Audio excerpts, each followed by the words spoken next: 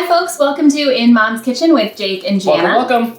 We're coming to you today to give you some little tips and tricks on a pre-Thanksgiving, maybe something to put on your to-do list. So we're calling this the Great Thanksgiving Cleanout. So when Mom was in the kitchen earlier today, she was looking in her little produce store and she noticed it was chock full of a bunch of produce that was getting ready to turn. Right. So instead of tossing it all, we decided, what better way to make chicken stock out of lemons exactly, yeah. than to make a little bit of soup. Very much, yeah. And one thing at the restaurants, whenever you have line cooks that are prepping every day, whenever those vegetable scraps are saved, that goes into our stock pots to make our stock. And so it's kind of this very similar to the Great Thanksgiving Clean Out. Yeah, so she begged us to get rid of some of these vegetables. So what we're going to do today is we're going to do three things, all kind of merging into one concept, is the idea of using these scraps. First thing we're going to do is we're going to make a chicken stock.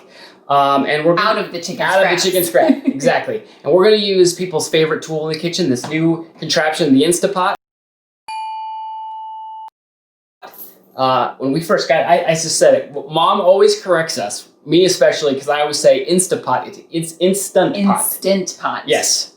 There are so many great videos and tutorials on YouTube about using the Instant Pot. We are not one of those groups. Today we are talking about the pressure cooking aspect of it, because making stock in a pressure cooker is really the most effective way to get deep, rich flavor, and we're going to show you that today. So if you don't have an Instant Pot, I was just going to ask, and if you do have a pressure cooker, it's a really great tool. It also works in a crock pot. I was going to ask that too. Yeah, most people have crock pots. Same idea. And also it's a stock, so it can also be done in a regular pot. So today we have the scraps that Mom asked us to get rid of. We had lots of carrots, we had celery, leeks and onions. Fennel too. Fennel, the base of all the aromatic vegetables that you use for stock. So what I did was I went out and I wanted to get chicken bones. Chicken bones are kind of sometimes hard to find in your local grocery store. And they were today too. They were as well too. So a great example of what I like to do personally when it comes to chicken stock is we got a pre-cooked rotisserie chicken. We did. I deboned it. Yeah, and we've got the bones from that rotisserie chicken. If you feel comfortable buying a raw chicken and deboning it yourself, it's also a great thing to do. One tip that I had is I've noticed that at the grocery store today, the cooked rotisserie chickens are significantly less expensive than a whole raw chicken, which by $2 or $3, which really surprised me. But again, you've got this nice roasted chicken meat from a rotisserie chicken. So what I've done is, you'll see here I have on a we need to add a second camera person. We're working on. Hopefully the lighting looks better today, don't you think? I think so, we're getting the hang of some of this. Thank you for all bearing with us and giving us like great tips and stuff. Now we just need to add a second camera and a cameraman, but I'm going to do my best to get in as close as I can and show you. So we have the aromatics all cut in even portions, and it's really important because that way they all cook evenly, none of them burn. We all want to roast them all at the same time.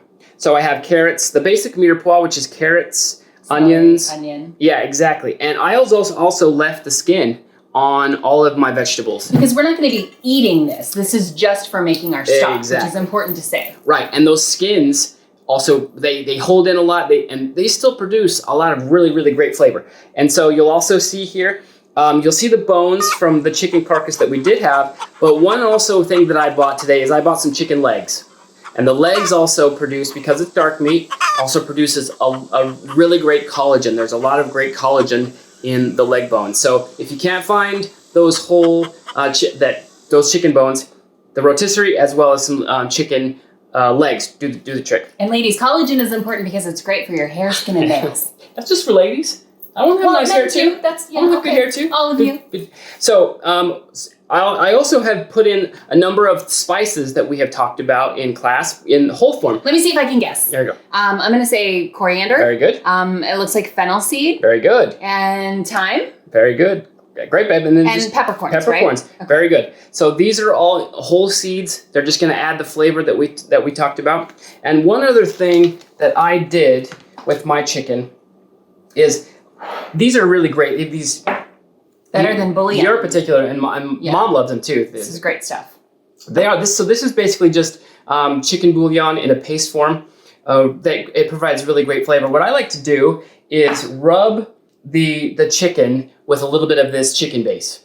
What happens when it goes into the oven, it's going to roast and get really Caramelly. It's chickeny. Oh, it's chickeny or extra chickeny. Yeah. Flavorful. Flavorful. It's going to pack that flavor punch. It is, and it's because it's chicken. It's gonna incorporate, have those great flavors, and then when we put it into our stock, it's gonna slowly release its flavor as well, and it's gonna make that even more concentrated. I did the same thing. We have vegetable base as well, and I actually coated the vegetables in a little bit of vegetable base to kind of strengthen their flavor. One thing that I did not use in this roasting pan. Salt? I did not use salt, and we'll go over that. That's an excellent question. 2 things. Yes, and I didn't use oil. Because if I oiled up my vegetables, as soon as they got into the stock, would make it oily. That oil slick would come to the top. Yeah, we don't want that. We don't want that. So what I've done, I put the chicken right on top, so that the natural chicken, the fat from the chicken, the juices from the chicken will actually go down onto those veggies and coat those and get those roasted. So what we're gonna do is, what I want is a little bit of color, as opposed to putting these in straight into the Instant Pot. I'm gonna put them in a 400-degree oven. Give them a little bit of color and let them get caramelized and get that deep, rich flavor. And so we'll come back as soon as these are all roasted up and have color, and then we'll show you what to do in the Instant Pot. All right, so we've got our vegetables and our chicken out of the oven and in the Instant Pot, and it smells so good in here already. Yeah, we got some great color. You just want, look it up. You just want a little bit of color on those vegetables, and on the chicken especially. You want that roasting and so forth. So.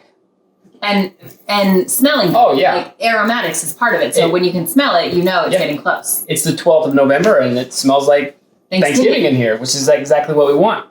And when you do this stock, you can do the same thing with turkey bones. Around the middle of November is really when grocery stores are going to start to release turkey necks, turkey bones, different things like that in order to make your chicken stock and chicken gravy.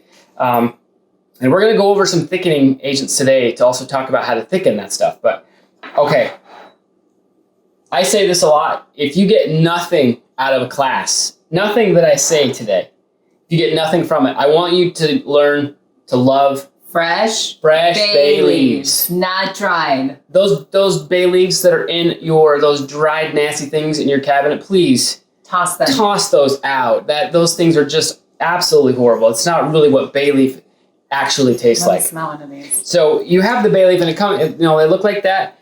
I was actually amazed at Walmart, of all places, had fresh bay leaves. So they're beautiful. They're not that difficult to come by, and they're not that expensive either. So bay leaves, they look like this.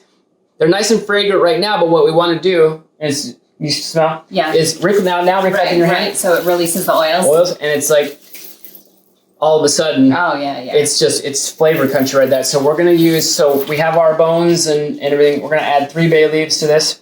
We've also got those peppercorns and coriander and all that stuff, which we didn't have to grind because we're just going to be straining off all this stuff. Right. So anything that's in there, whether it's whole sprigs of thyme, all can be taken just tossed in. Exactly. So then we're going to cover it with cold water. All you're going to want to do is just enough water to cover your bones and your vegetables. Yep. All right, so the Instant Pot. So I always do this wrong. It's the other way. Oh, of course. Awesome. You want to hear that sound? Lock it in. Mom made me emphasize, always make sure it is sealed. Because we're going to be pressure cooking this, and it's going to concentrate that flavor. We talked about reduction, how that also does the same thing. On a traditional way of making stock, that reduction is where you get your flavor. But with the Instant Pot, it really concentrates. So we're going to cook this for about an hour and a half on the pressure cooker. And then we're going to let it sit and just kind of, instead of slow release. And we're not going to pop the vent and let all that come out. We're going to slowly let it release. That way it continues to reduce and get concentrated. So in about an hour and a half, 2 hours, we'll show you what the stock looks like. We'll see you then. So we've got our chicken and our veggies out of the oven, and it's in the Instant Pot. Getting happy, yeah. Doing its thing, making broth, getting happy. Right. Now we're going to focus on one of my favorite vegetables, especially in the autumn, butternut squash. Right. So using all of these vegetables, so everything is going to tie it into itself. So chicken stock is working. What we want to do now, because for dinner tonight, we got to have something. So we thought about using that chicken stock to make a butternut squash soup. And your butternut squash soup is so good. And we're going to give you all the tricks and I can't get out of tips and tricks.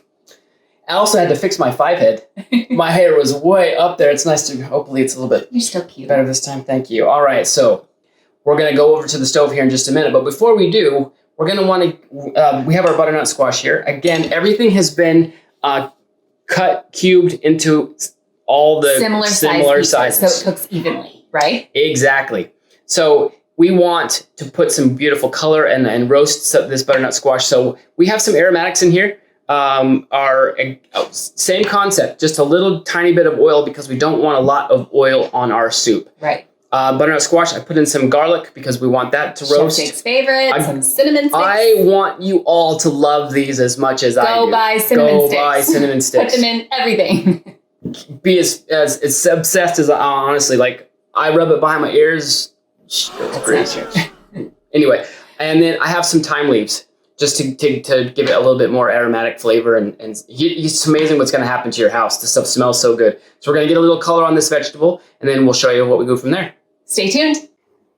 This is our butternut squash after it has been taken out of the oven. You'll see it's got a little bit of color. I didn't want to put too much color on it because I want this soup to be a nice, vibrant, bright orange. And if I was to cook that too much, that caramelization would have colored the soup in a way. Plus, it would have made it a little bit on the bitter side. But what I have done is I have removed the sprigs of garlic or the sprigs of thyme, and I have taken out the cinnamon sticks, and I've set those aside because in our soup, we're going to be using those aromatics. I didn't want to waste them. Also, on the best thing about this garlic is I've got good, nice color on my garlic. It's nice and soft.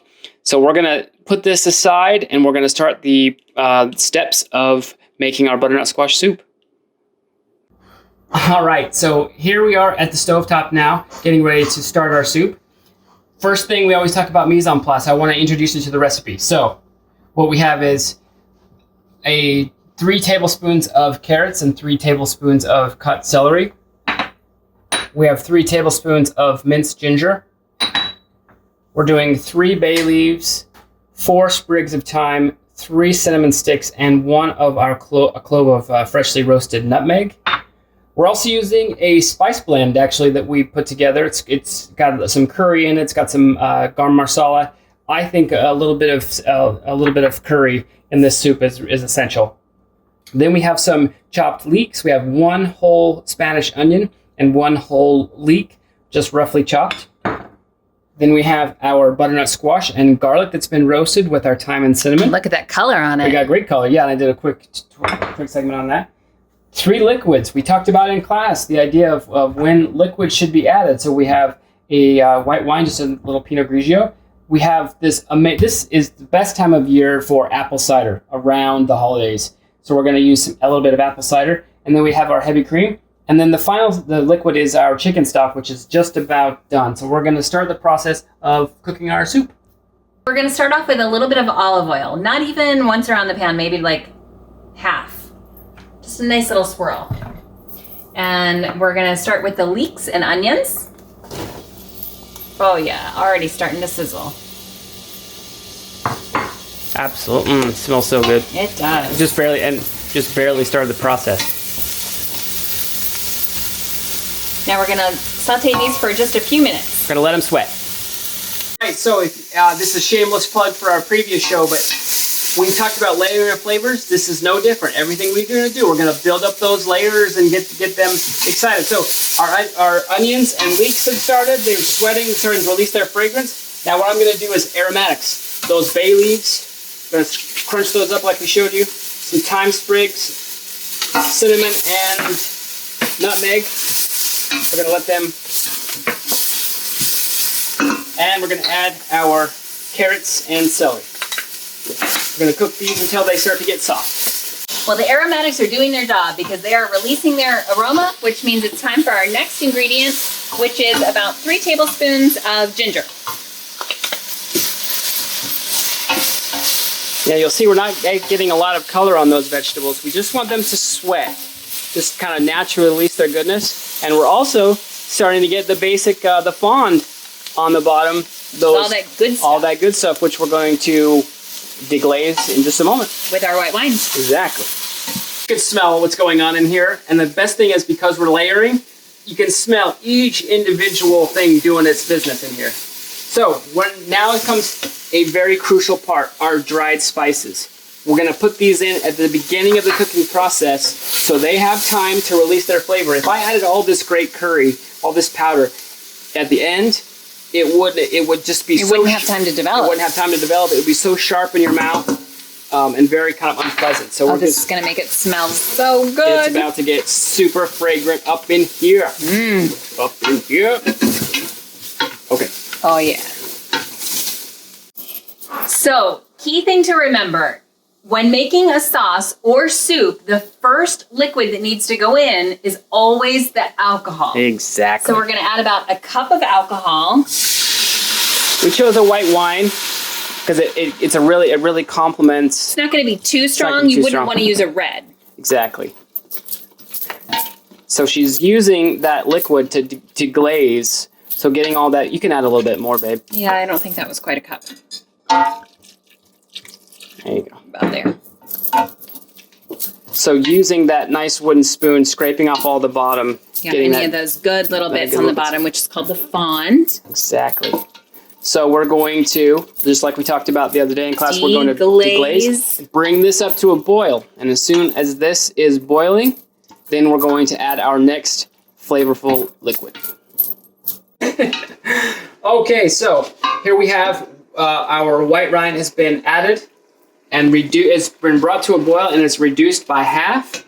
So next flavorful liquid that goes in is our any flavorful liquid that we like that's like juice. I love fruit juice. Fruit juice. Fruit juice is my favorite thing to cook with. It adds a little bit of a natural sweetness to it. If you can, of course, I would get just not cheap juice. Get the good stuff, really, because this is what's gonna flavor your sauces and your soups. So we have some fresh apple cider, 2 cups. It's the Honeycrisp apple cider, just in case. Yeah. So you'll see here, all our flavors are continuing to mold together. Now we're going to do what we did, bring this to a boil, let it reduce by half, and then we're going to add our next flavorful liquid. Which is chicken stock. We pulled out all of our non-edible ingredients, the nutmeg, the cinnamon sticks, the thyme leaves, the bay leaves. We've pulled all of that out because we're getting ready to add our next flavorful liquid, which is our chicken stock. Oh man, we got good color on that stock. Yes, we did. And after that, we are going to add in our beautiful butternut squash. Oh, I see a bay leaf in there. Good catch. Left one in. Because we're about to puree all these ingredients, all of the onions and garlic and butternut squash. And so anything in there, we also did our best to get rid of any thyme sprigs, even the small little sprigs, just so we don't have anything that's not edible in our soup. Just some nice leaves still in there. Yeah. So we're going to do what we do best. We're going to bring this up to a boil. As soon as that has been brought to a boil, then we're going to go ahead and puree it. Now, one difference that we did here today, the reason why we roasted the butternut squash instead of, a lot of people when they make soup, especially soups like sweet potato or with the butternut squash, they cook the squash in with the broth and have it get soft that way. This is a much better way to get a much better flavor, and it doesn't soak up and get all soggy. So we'll show you the benefit of that when we puree it. All right, everyone. So our soup has reduced down. Now we're to a point where we're ready to puree it. Now, here's the key. If you can use a blender, use a blender. The immersion blenders don't really puree quite as well. I recommend using a full-on blender. Now, this is the key. Okay, when you're blending hot liquids, you have to make sure that you do what's called pulsing, which is like little bits of. I'll show you. Put a cloth on top. Because if I was to turn this blender on full, because this liquid is hot, it would explode and I have done that before. It is not fun. It is not fun. So what you're going to want to do is pulse it until it starts to come together. So I'll show you. Just slight little pulse. Oh, plugging in would be a smart idea. All right, here we go. Pulse it. Pulse it. So it starts to incorporate really well like that. Then you can turn on the blender. Look at that color. I'm just going to cook it puree until it's nice and smooth, and I'm going to pass it through a strainer. Hi, everybody. So I'm laughing. Jen did this. She always reminds me to smile. That's one thing that Mom's doing it too behind the camera. So this class is like one of my favorites because I'm giving you some of my favorite tricks to use. We've already talked about fresh bay leaves. We already talked about cinnamon sticks. Now we're getting into something that is so important in everyday cooking, and I just love it to death. It's called Beurre Monte. Or a reverse roux. Or a reverse roux. So a roux is traditionally used in gumbo is very common. A good example. A good example, thank you.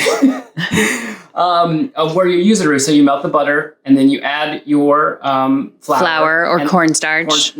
We're gonna, okay, so let's dispel a myth right now, okay? There's such a thing as a slurry. We all know what a slurry is, right? It's a mixture of cornstarch and water that people use to thicken sauces. I would love for people to get away from that. It's very quick and it's very easy. I use slurries myself. Couldn't you use milk though?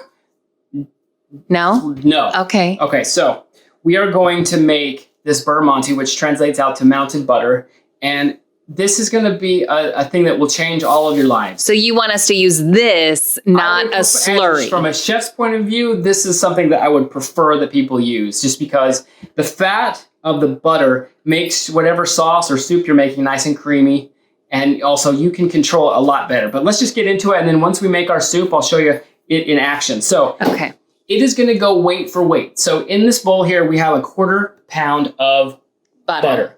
Now, this is room temperature butter. I let it sit out. I don't use a microwave or any other way of making it nice and soft. Let it come up to room temperature, and that's on key. Its own. If this butter was not room temperature and soft, this would not look like that. Right. And so I'm going to put on some gloves, which Mom has, because you're going to get your fingers a little bit dirty, sticky on this one. And this is flour. Now, normally I would use all-purpose flour, but because Jana has a gluten allergy, we're going to use gluten-free flour. Yes, he almost poisoned me today, folks. This is so basically all it is you're just going to mix that together. Now I know by feel, and all this is just going to mix. So you wouldn't want to go over a 1/4 cup of that flour, right? It's whatever weight you of the butter. So we used a quarter.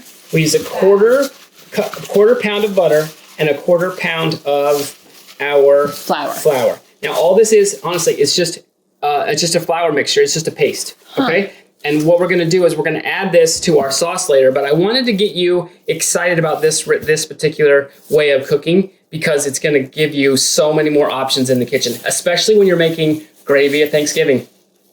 Okay, so this is the final step. I have pureed it and I've strained it. Now, if you want to get down close, you'll see I got rid of all of the extra fibrous little bits of puree of the squash and the onions and stuff. So now it's super nice and smooth. I've added my heavy cream as we do in the cooking process. So again, this is a beautiful soup. It's got all the flavors of the squash, but it doesn't have that, little stringy fibrous stuff. Now, this is the part that we've all been waiting for, the thickening part, right? So right now, it's this nice thick, or this thin sauce that we want to make thick.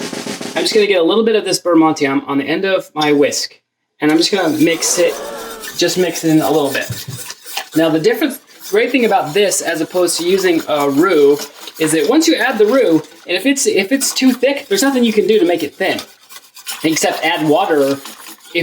By doing it this way, I can control the thickness of my soup or my sauce. Now you see it's already starting to thicken up. So if you added all of it at once, there's no undoing that. Exactly, and I'm not going to use all of that. I can wrap it up and use it for any sauce later. Oh, okay. But see how it's already starting to thicken up? I can, yeah, I see it. Now, in the last part of this process, what you're going to do is you're going to see a little foam that starts to form around the outside. Once it starts to boil, that foam is going to keep coming up. All you're going to do is keep stirring that foam down. It's going to take about 5 minutes, and then eventually, it's done when it's got your sauce. See how it has that beautiful shine already? You'll be able to look down and see your reflection in your sauce. Once that's done, that is when you know it's ready. And you can see your own face. So thanks for joining us. We're going to show you the garnish, and then we're going to eat. All right, welcome back. So we're going to do a sauce that I still to this day cannot believe I'm giving this out. It must be good, It's one of my favorite things of all time. It's such a quick, easy, sticky sauce that I love to make. When we first started talking about this episode, I really wanted to call it episode bay leaf because everything we've done, we've used fresh bay leaves from the chicken stock to our butternut squash soup. And now we're going to do a finishing sauce because we opened up the fridge today and we saw we had these little smokies, little sausages. I remember those from when I was a little girl. Oh man. And what we want to do is we want to give a little bit of a garnish for our butternut squash soup. So we're going to use little smokies. I know it sounds crazy. What better thing than a little pork? And it's the idea of finding what's in your fridge and making something happen. Okay, so bay leaves, we have them. This is the sauce, the miracle of all miracle sauces. And it has 4 very simple ingredients. But this time of year around the fall, it's so amazing. And if you're not a huge fan of creamy gravy for your turkey at Thanksgiving, this is the way to do it. So first, it's 4 ingredients. First, we're going to start with, this is wassail juice. It's actually, my mom had it at Trader Joe's. It's a combination of, there's currants, orange peel, clove, lemon juice. If you don't have this particular wassail juice, I recommend just some fresh apple cider. And then we have 5 bay leaves, crunched up. Right. We have a half cup of dark brown sugar, light brown sugar. Okay. We're going to mix that in with it. And then we have 3 tablespoons of Dijon mustard. So this is going to be a nice sweet sauce. It's a great sweet sauce. And the great thing about it is if you have something that's a little bit on the salty side, whether it's pork, bacon, turkey, ham, this is a great sauce for it. So what I'm going to do is I'm going to bring this to a boil, let it reduce, and then that sugar is going to make it nice and sticky. And then we're going to have this awesome little sauce for our little smokies. Okay, so the time has come for us to eat. Yay! We are so excited. It's like 15. This is a labor of love, but it's definitely worth it. So really quickly to finish, the one way I love to serve soup is that if you're cooking a vegetable soup, minestrone or vegetables, whatever, if you can prep your vegetables and everything separately, and then garnish the bottom of your bowl with those vegetables, you give your guests such a better experience. So we have our little smokies, who we found in the fridge, that have been cooked with our sweet bay sauce. There's some caramelized butternut squash, some fresh parsley, and green onion. Now we have our sweet potato sauce. Butternut squash. Thank you. My goodness. We're so hungry. We're not thinking straight. As opposed to just dumping the soup in, I'll put this in front of my guests and then pour that soup around so all those flavors mold together. Really, really great way to serve soup. Plus, it preserves the texture of your vegetables and what you put inside. So don't just throw everything in the pot. Cook it separately. Garnish the bottom of the bowl. Great way to see. Thank you for joining us. We're excited to share all these great tricks with you. Please use them. Love them like we do. And we're excited to eat. Yeah. Bon appetit. Welcome back, folks. Now, just when you think you are done with me, we're going to do a little segment that we call the day after. There's a couple things that I wanted to show you that happened the day after. The first thing is our chicken stock. So you remember, we put our chicken bones and vegetables in the Instapot for an hour and a half. The stock that we got was what we call blonde stock. If you remember from the clip, you'll see the stock that we added to our soup was blonde. It was nice and light in color. Light in color, exactly. I actually put the rest of the chicken stock that we didn't use for the soup back in the Instapot for another 3.5 hours. And what I got from that was this nice, now I have what's called a dark stock, or a brown stock. This stock is really best for making pan sauces, gravies, as well as putting into your soups and sauces. This is because it just yields a much more rich flavor, right? Yeah, and so actually what I'm going to do later tonight is I'm going to put it back in the Instapot for another 4 or 5 hours, and I want it to be really, really thick, almost like a demi-glace. But the one thing I wanted to show you with the stock is once you put it in the refrigerator, some of that chicken fat will come to the top, and you can easily just skim that right off and have a nice, clear, flavorful stock. Also, one thing I recommend that you do when you're done with your stock and you've skimmed it is pour it into an ice cube tray. Put it in the freezer, and that way you can pop out little individual portions of chicken stock whenever you need it. Okay? The second thing is, we talked about Beurre Monte, one of my favorite thickening agents. I discourage you from using a slurry. I think it's best that I clarify. It's really, really great to have a little bit of Beurre Monte in your fridge. If there's just 2 of you, you're whipping up a quick little sauce, you can actually just add a little chicken stock and a little Beurre Monte, and it will thicken it right up. But this is such a great tool to have just readily available in your refrigerator. Stays good for a really long time. Last thing is I have our leftover soup. We have just a little bit left. We did really well getting through it last night. I wanted to emphasize the fact that when you are reheating your soup, always do it on the stovetop. It'll stay warmer longer in your bowl. It's also going to keep its integrity a lot better. And you can kind of adjust the thickness that you want when it's on the stovetop. Microwaving a soup is kind of detrimental to its health. So again, that's just a quick follow-up to what we talked about yesterday. Thanks again for joining us with Jake and Jen in Mom's Kitchen.